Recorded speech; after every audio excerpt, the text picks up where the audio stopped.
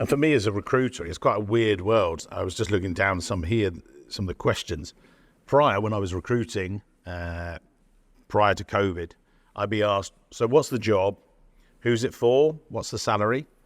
Now, and maybe a brave 1 in 10 people might say, what's your flexible working policy? I say flexible out the door. Now, if I did that, I'd have no one working for me.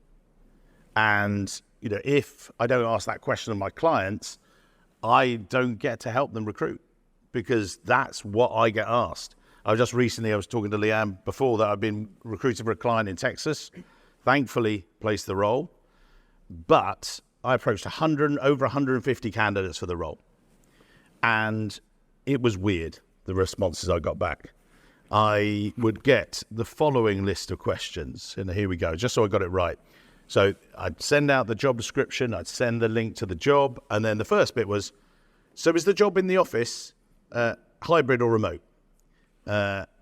What's the salary? Where is it? What's the job again? And you guys laugh, but I was literally doing this, and I'm like, crumbs. And what happened, we actually got to the final stages with this one candidate they fell in love with, thought it was really great.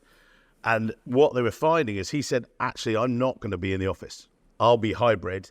And the company itself has actually changed because they realized that their IT teams were a bit sort of separate. They were in the office 2 or 3 days a week, but all of finance was coming in 5 days a week. And they're like, well, actually, do we need to?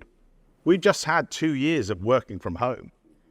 And it's just as Joel talked there about intentionality.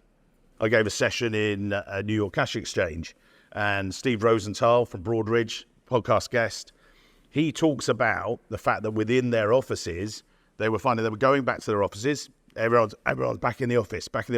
And then he would go into his cubicle or his nice office. And the fact was then at 5 o'clock he'd leave and he wouldn't have seen any of his team. They were just doing the job. So what they actually did is they pivoted a little bit. I can't remember the exact phrase, but it's about intentionality. He said, if you're going to come in for a reason.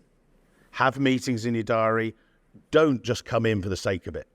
Actually make a difference. Otherwise, you're just giving money to the state for your travel and all this, and you're wasting time. You've proved it.